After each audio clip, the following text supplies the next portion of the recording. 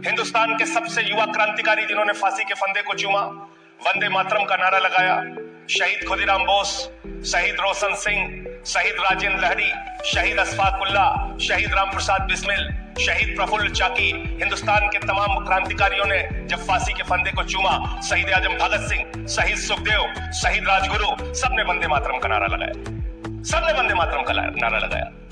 ये नारे देशभक्ति के हैं, ये नारे देश की रक्षा के हैं, ये नारे देश को आजादी दिलाने के लिए है।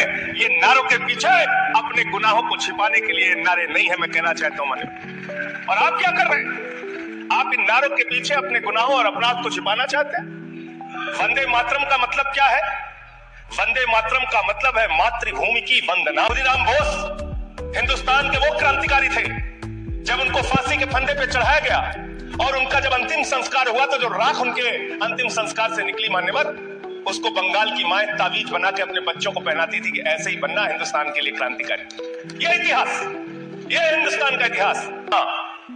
मातृभूमि की वंदना, हम मातृभूमि की वंदना करते हैं, तो आप कैसे मातृभूमि की वंदना कर रहे हैं? अरे 1 रुपए में तो एक आम नहीं मिलता। आपने 1 रुपए में अडानी को 1050 एकड़ जमीन और 10 लाख आम और लीची के पेड़ दे दिए। ये मातृभूमि की वंदना, ये आपकी मातृभूमि की वंदना है।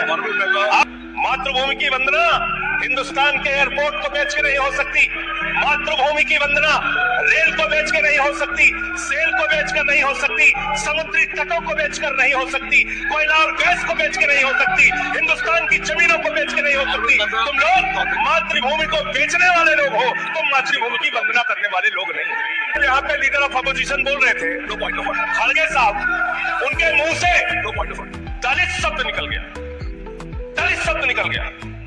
पूरी की पूरी भारतीय जनता पार्टी हाउस में खड़े होकर विरोध करने लगे। लेकिन कभी आप कहते हो सरदार वल्लभ भाई पटेल आपके हैं। अरे भैया, सरदार वल्लभ भाई पटेल ने आरएसएस के ऊपर बैन लगाया था, ये रिकॉर्डेड हिस्ट्री है।